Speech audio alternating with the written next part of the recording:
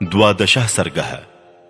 महाराज दशरथ की चिंता, विलाप, कैकेयी को फटकारना, समझाना और उससे वैसा वर ना मांगने के लिए अनुरोध करना। कैकेयी का ये कठोर वचन सुनकर महाराज दशरथ को बड़ी चिंता हुई। वो एक मुहूर्त तक अत्यंत संताप करते रहे। उन्होंने सोचा, क्या दिन में ही ये मुझे स्वप्न दिखाई दे रहा है, अथवा मेरे चित्त का मोह है, या किसी भूत के आवेश से चित्त में विकलता आ गई है, या आदि व्याधि के कारण ये कोई मन का ही उपद्रव है। यही सोचते हुए उन्हें अपने भ्रम के कारण का पता नहीं लगा। उस समय राजा को मूर्छित कर देने वाला महान दुख प्राप्त हुआ। तत्पश्चात होश में आने पर कैकेयी की बात को याद करके उन्हें पुनः संताप होने लगा। जैसे किसी बाघिन को देखकर मृग व्यथित हो जाता है, उसी प्रकार वो नरेश कैकेयी को देखकर पीड़ित एवं व्याकुल हो उठे। बिस्तर रहित खाली भूमि पर बैठे हुए राजा लंबी सांस खींचने लगे, मानो कोई महाविशैला सर्प किसी मंडल में मंत्रों द्वारा अवरुद्ध हो गया हो। राजा दशरथ ने रोष में भरकर अहो धिक्कार है, यह कहकर पुनः मूर्छित हो गए। शोक के कारण उनकी चेतना लुप्त सी हो गई। बहुत देर के बाद जब उन्हें फिर चेत हुआ, तब वो नरेश अत्यंत दुखी होकर कैकेयी को अपने तेज से दग्ध सी करते हुए क्रोध पूर्वक उससे बोले, दयाहीन दुराचारणी कैकेयी, तू इस कुल का विनाश करने वाली डाइन है। पापिनी, बता, मैंने अथवा श्री राम ने तेरा क्या बिगाड़ा है? श्री रामचंद्र तो तेरे साथ सदा सगी माता का सा व्यवहार करते आए हैं, फिर तू किस लिए उनका इस तरह अनिष्ट करने पर उतारू हो गई है? मालूम होता है मैंने अपने विनाश के लिए ही तुझे अपने घर में लाकर रखा था। मैं नहीं जानता था कि तू राजकन्या के रूप में तीखे विष वाली नागिन है।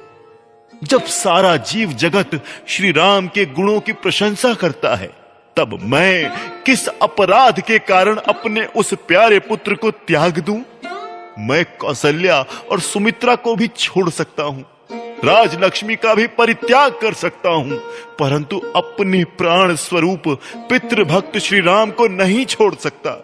अपने ज्येष्ठ पुत्र श्री राम को देखते ही मेरे हृदय में परम प्रेम उमड़ आता है, परंतु जब मैं श्री राम को नहीं देखता, तब मेरी चेतना नष्ट होने लगती है। संभव है सूर्य के बिना ये संसार टिक सके, अथवा पानी के बिना खेती उपज सके, परंतु श्री राम के बिना मेरे शरीर में प्राण नहीं रह सकते। अतः ऐसा वर मांगने से कोई लाभ नहीं। पाप पूर्ण निश्चय वाली कैकेयी, तू इस निश्चय अथवा दुराग्रह को त्याग दे। ये ले, मैं तेरे पैरों पर अपना मस्तक रखता हूं, मुझ पर प्रसन्न हो जा। पापिनी, तूने ऐसी परम क्रूरतापूर्ण बात किस लिए सोची है?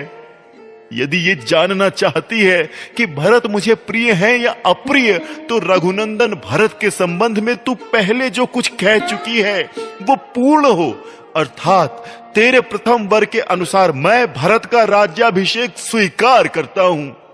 तू पहले कहा करती थी कि श्री राम मेरे बड़े बेटे हैं, वो धर्माचरण में भी सबसे बड़े हैं, परंतु अब मालूम हुआ कि तू ऊपर ऊपर से चिकनी चूपड़ी बातें किया करती थी, और वो बात तूने श्री राम से अपनी सेवा कराने के लिए ही कही होगी। आज श्री राम के अभिषेक की बात सुनकर तू शोक से संतप्त हो उठी है और मुझे भी बहुत संताप दे रही है।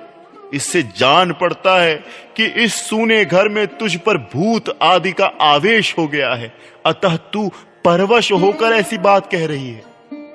देवी, न्यायशील इक्ष्वाकु वंश में ये बड़ा भारी अन्याय आकर उपस्थित हुआ है, जहां तेरी बुद्धि इस प्रकार विकृत हो गई है। विशाल लोचने, आज से पहले तूने कभी कोई ऐसा आचरण नहीं किया है जो अनुचित अथवा मेरे लिए अप्रिय हो। इसीलिए तेरी आज की बात पर भी मुझे विश्वास नहीं होता है। तेरे लिए तो श्री राम भी महात्मा भरत के ही तुल्य हैं। बाले, तू बहुत बार बातचीत के प्रसंग में स्वयं ही ये बात मुझसे कहती रही है। भीरु स्वभाव वाली देवी, उन्हीं धर्मात्मा और यशस्वी श्री राम का 14 वर्षों के लिए वनवास तुझे कैसे अच्छा लगता है, जो अत्यंत सुकुमार और धर्म में दृढ़ता पूर्वक मन लगाए रखने वाले हैं। उन्हीं श्री राम को वनवास देना तुझे कैसे रुचिकर जान पड़ता है। अहो, तेरा हृदय बड़ा कठोर है। सुंदर नेत्रों वाली कैकेयी, जो सदा तेरी सेवा शुश्रूषा में लगे रहते हैं, उन नयनाभिराम श्री राम को देश निकाला दे देने की इच्छा तुझे किस लिए हो रही है? मैं देखता हूं भरत से अधिक श्री राम ही सदा तेरी सेवा करते हैं। भरत उनसे अधिक तेरी सेवा में रहते हो, ऐसा मैंने कभी नहीं देखा है। नरश्रेष्ठ श्री राम से बढ़कर दूसरा कौन है जो गुरुजनों की सेवा करने, उन्हें गौरव देने, उनकी बातों को मान्यता देने और उनकी आज्ञा का तुरंत पालन करने में अधिक तत्परता दिखाता हो।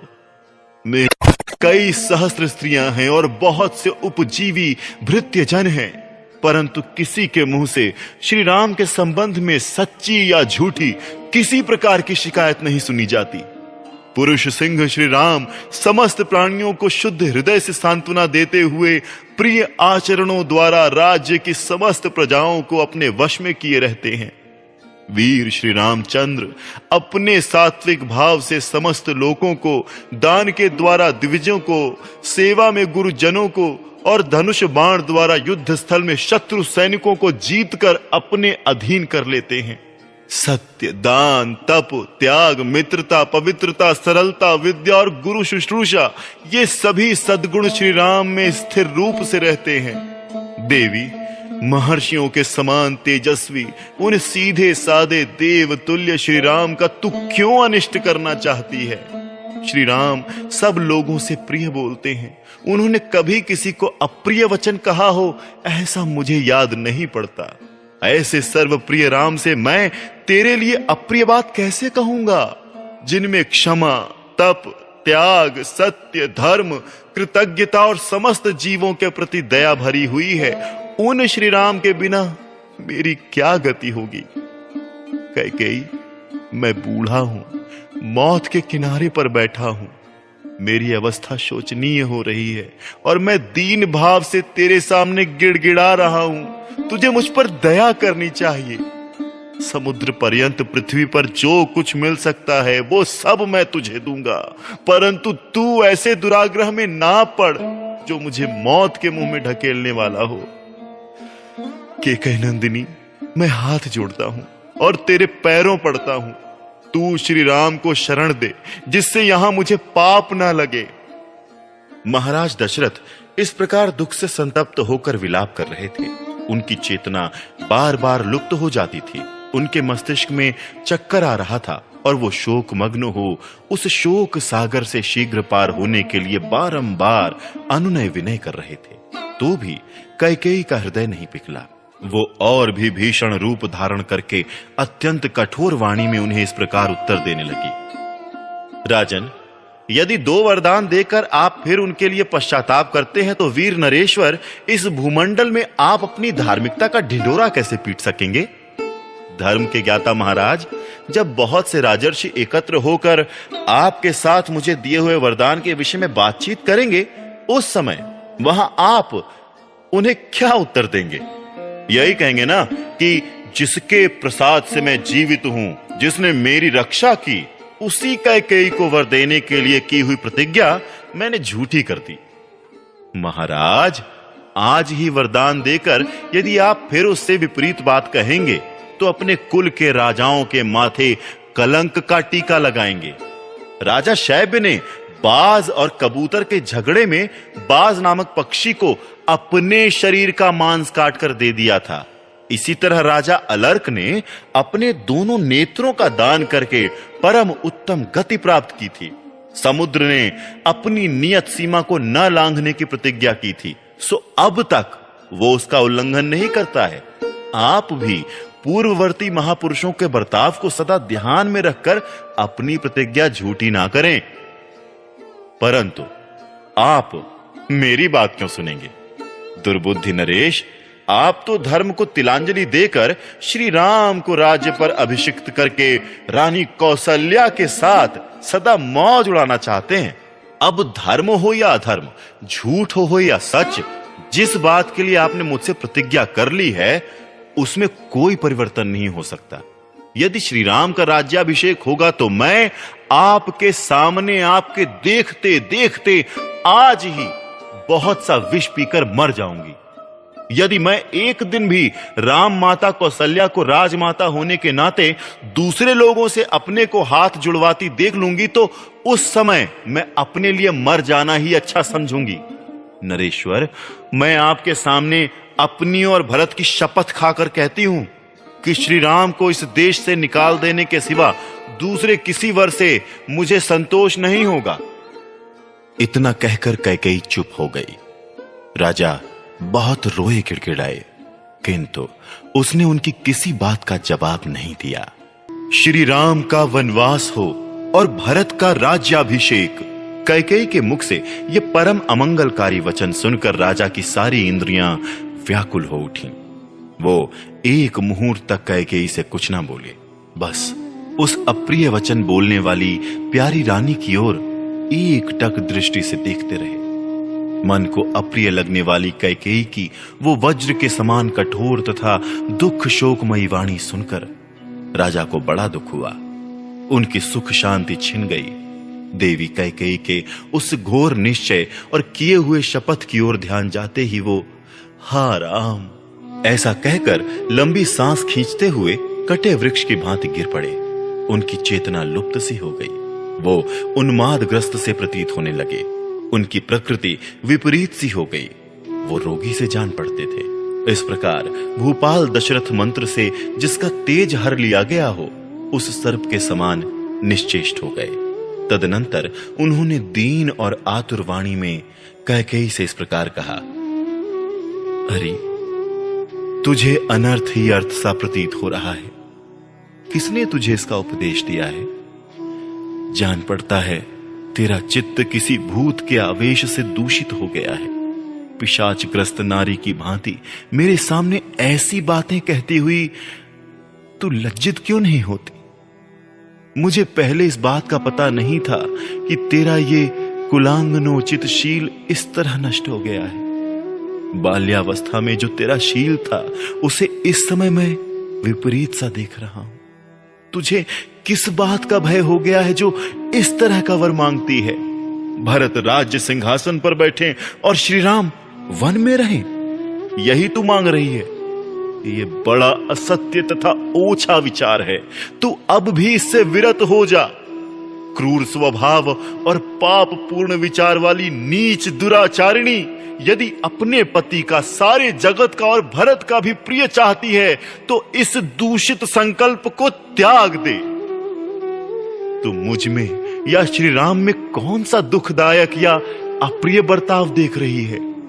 श्री राम के बिना भरत किसी तरह राज्य लेना स्वीकार नहीं करेंगे, क्योंकि मेरी समझ में धर्म पालन की दृष्टि से भरत श्री राम से भी बढ़े चढ़े हैं। श्री राम से यह कह देने पर कि तुम वन को जाओ, जब उनके मुख की कांति राहुग्रस्त चंद्रमा की भांति फीकी पड़ जाएगी, उस समय मैं कैसे उनके उस उदास मुख की ओर देख सकूंगा? मैंने श्री राम के अभिषेक का निश्चय सुहृदों के साथ विचार करके किया है।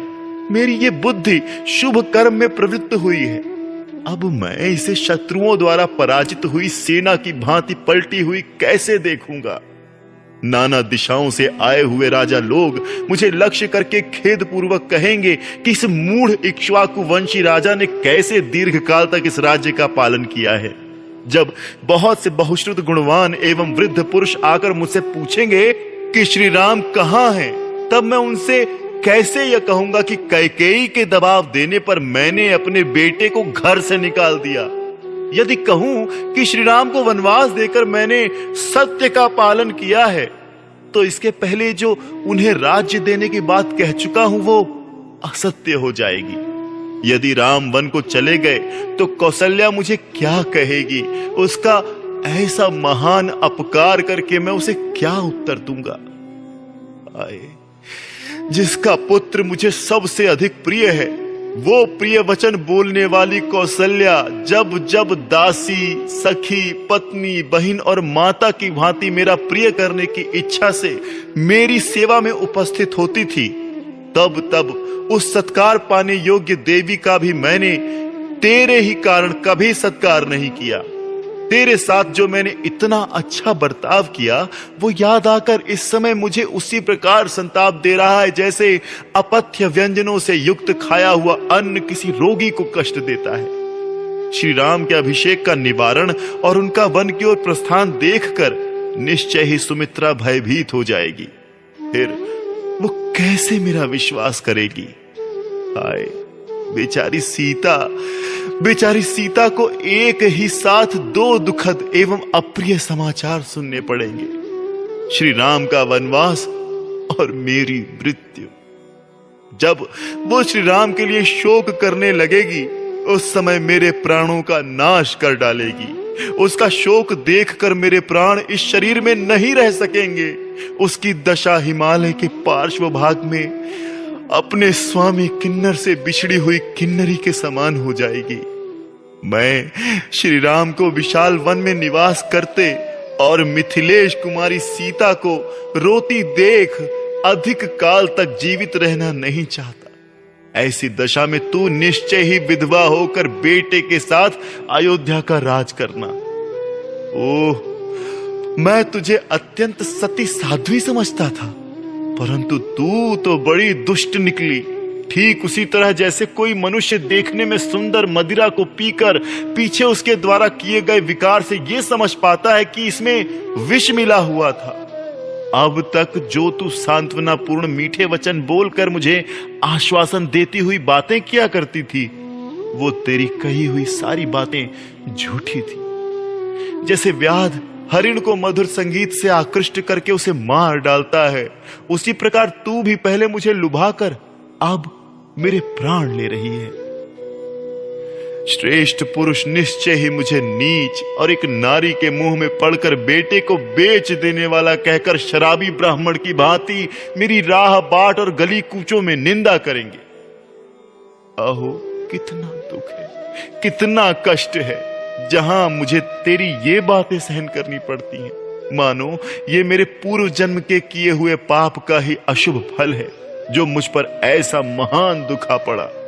पापिनी, मुझ पापी ने बहुत दिनों से तेरी रक्षा की और अज्ञानवश तुझे गले लगाया, किंतु तू आज मेरे गले में पड़ी हुई फांसी की रस्सी बन गई। जैसे बालक एकांत में खेलता खेलता काले नाग को हाथ में पकड़ ले, उसी प्रकार मैंने एकांत में तेरे साथ क्रीड़ा करते हुए तेरा आलिंगन किया है, परंतु उस समय मुझे ये ना सूझा कि तू ही एक दिन मेरी मृत्यु का कारण बनेगी। आए, मुझ दुरात्मा ने जीते जी ही अपने महात्मा पुत्र को पितृहीन बना दिया। मुझे ये सारा संसार निश्चय ही धिक्कारेगा, गालियां देगा, जो उचित ही होगा। लोग मेरी निंदा करते हुए कहेंगे कि राजा दशरथ बड़ा ही मूर्ख और कामी है, जो एक स्त्री को संतुष्ट करने के लिए अपने प्यारे पुत्र को वन में भेज रहा है। अब तक तो श्री राम वेदों का अध्ययन करने, ब्रह्मचर्य व्रत का पालन करने तथा अनेकानेक गुरुजनों की सेवा में संलग्न रहने के कारण दुबले होते चले आए हैं। अब जब इनके लिए सुख भोग का समय आया है, तब ये वन में जाकर महान कष्ट में पड़ेंगे। अपने पुत्र श्री राम से यदि मैं कह दूं कि तुम वन को चले जाओ, तो वो तुरंत बहुत अच्छा कहकर मेरी आज्ञा को स्वीकार कर लेंगे। मेरे पुत्र राम दूसरी कोई बात कहकर मुझे प्रतिकूल उत्तर नहीं दे सकते। यदि मेरे वन जाने की आज्ञा दे देने पर भी श्री रामचंद्र उसके विपरीत करते, वन में नहीं जाते, तो वही मेरे लिए प्रिय कार्य होगा। किंतु मेरा बेटा ऐसा नहीं कर सकता। यदि रघुनंदन राम वन को चले गए, तो सब लोगों के धिक्कार पात्र बने हुए मुझ अक्षम्य अपराधी को मृत्यु अवश्य यमलोक में पहुंचा देगी। यदि नरश्रेष्ठ श्री राम के वन में चले जाने पर मेरी मृत्यु हो गई, तो शेष जो मेरे प्रियजन यहां रहेंगे, उन पर तू कौन सा अत्याचार करेगी? देवी कौशल्या को यदि मुझसे, श्री राम से तथा शेष दोनों पुत्र लक्ष्मण और शत्रुघ्न से विछोह हो जाएगा तो वह इतने बड़े दुख को सहन नहीं कर सकेगी। अतः मेरे ही पीछे वो भी परलोक सिधार जाएगी। कैकेयी इस प्रकार कौसल्या को, सुमित्रा को और तीनों पुत्रों के साथ मुझे भी नरक तुल्य महान शोक में डालकर तू स्वयं सुखी होना। अनेकानेक गुणों से सत्कृत, शाश्वत तथा क्षोभ रहित ये इक्ष्वाकु कुल जब मुझसे और श्री राम से परित्यक्त होकर शोक से व्याकुल हो जाएगा, तब उस अवस्था में तू इसका पालन करेगी। यदि भरत को भी श्री राम का ये वन में भेजा जाना प्रिय लगता हो तो मेरी मृत्यु के बाद वो मेरे शरीर का दाह संस्कार ना करे। पुरुष शिरोमणि श्री राम के वन गमन के पश्चात मेरी मृत्यु हो जाने पर अब विधवा होकर तू बेटे के साथ अयोध्या का राज करेगी। राजकुमारी, तू मेरे दुर्भाग्य से मेरे घर में आकर बस गई। तेरे कारण संसार में पापाचारी की भांति मुझे निश्चय ही अनुपम अपयश, तिरस्कार और समस्त प्राणियों से अवहेलना प्राप्त होगी। मेरे पुत्र सामर्थ्यशाली राम बारंबार रथों, हाथियों और घोड़ों से यात्रा किया करते थे। वो ही अब उस विशाल वन में पैदल कैसे चलेंगे? भोजन के समय जिनके लिए कुंडलधारी रसोइये प्रसन्न होकर पहले मैं बनाऊंगा, पहले मैं बनाऊंगा ऐसा कहते हुए खाने पीने की वस्तुएं तैयार करते थे, वो ही मेरे पुत्र रामचंद्र वन में कसैले, तिक्त और कड़वे फलों का आहार करते हुए किस तरह निवास करेंगे? जो सदा बहुमूल्य वस्त्र पहना करते थे और जिनका चिरकाल में सुख में ही समय बीता है, वो ही श्री राम वन में गेरुए वस्त्र पहनकर कैसे रह सकेंगे? श्री राम का वन गमन और भरत का अभिषेक, ऐसा कठोर वाक्य तूने किसकी प्रेरणा से अपने मुंह से निकाला है? स्त्रियों को धिक्कार है, क्योंकि वो शठ और स्वार्थ परायण होती हैं, परंतु मैं सारी स्त्रियों के लिए ऐसा नहीं कह सकता।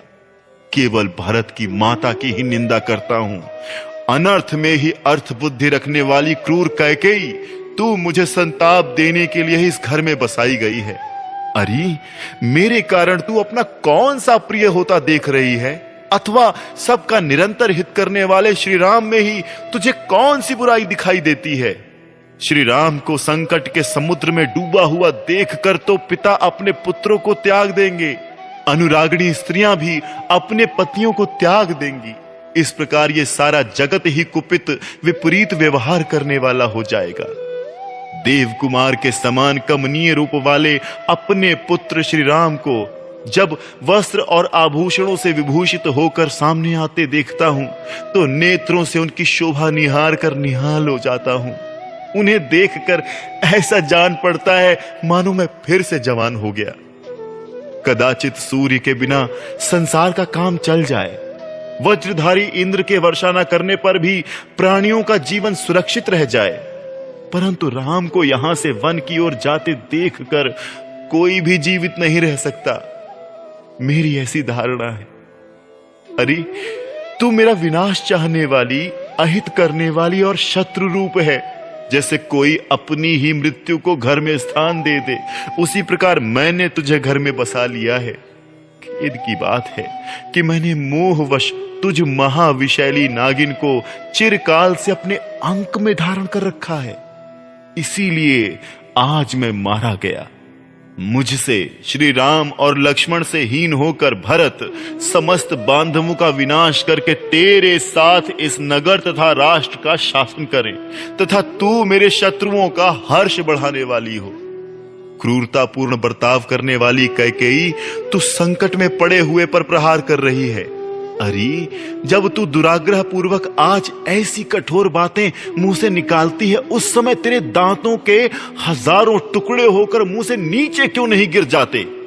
श्री राम कभी किसी से कोई अहितकारक या अप्रिय वचन नहीं करते हैं। वो कटु वचन बोलना जानते ही नहीं है। उनका अपने गुणों के कारण सदा सर्वदा सम्मान होता है। उन्हीं मनोहर वचन बोलने वाले श्री राम में तू दोष कैसे बता रही है? क्योंकि वनवास उसी को दिया जाता है जिसके बहुत से दोष सिद्ध हो चुके हों। ओ केकयराज के कुल की जीती जागती कलंक, तू चाहे ग्लानि में डूब जा अथवा आग में जलकर खाक हो जा, या विष खाकर प्राण दे दे, अथवा पृथ्वी में हजारों दरारें बनाकर उसी में समा जा, परंतु मेरा अहित करने वाली तेरी यह अत्यंत कठोर बात मैं कदापि नहीं मानूंगा। तू छुरे के समान घात करने वाली है। बातें तो मीठी मीठी करती है, परंतु वो सदा झूठी और सद्भावना से रहित होती हैं। तेरे हृदय का भाव अत्यंत दूषित है तथा तू अपने कुल का भी नाश करने वाली है। इतना ही नहीं, तू प्राणों सहित मेरे हृदय को भी जलाकर भस्म कर डालना चाहती है। इसीलिए मेरे मन को नहीं भाती है। तुझ पापिनी का जीवित रहना मैं नहीं सह सकता। देवी, अपने बेटे श्री राम के बिना मेरा जीवन नहीं रह सकता, फिर कहां से सुख हो सकता है? आत्मज्ञ पुरुष को भी अपने पुत्र से बिछोह हो जाने पर कैसे चैन मिल सकता है? अतः तू मेरा अहित ना कर, मैं तेरे पैर छूता हूं, तू मुझ पर प्रसन्न हो जा। इस प्रकार महाराज दशरथ मर्यादा का उल्लंघन करने वाली उस हठीली स्त्री के वश में पड़कर अनाथ की भांति विलाप कर रहे थे। वो देवी कैकेयी के फैलाए हुए दोनों चरणों को छूना चाहते थे, परंतु उन्हें ना पाकर बीच में ही मूर्छित होकर गिर पड़े। ठीक उसी तरह जैसे कोई रोगी किसी वस्तु को छूना चाहता है, किंतु दुर्बलता के कारण वहां तक न पहुंचकर बीच में ही अचेत होकर गिर जाता है। इस प्रकार श्री वाल्मीकि निर्मित आर्ष रामायण आदि काव्य के अयोध्या कांड में 12वां सर्ग पूरा हुआ।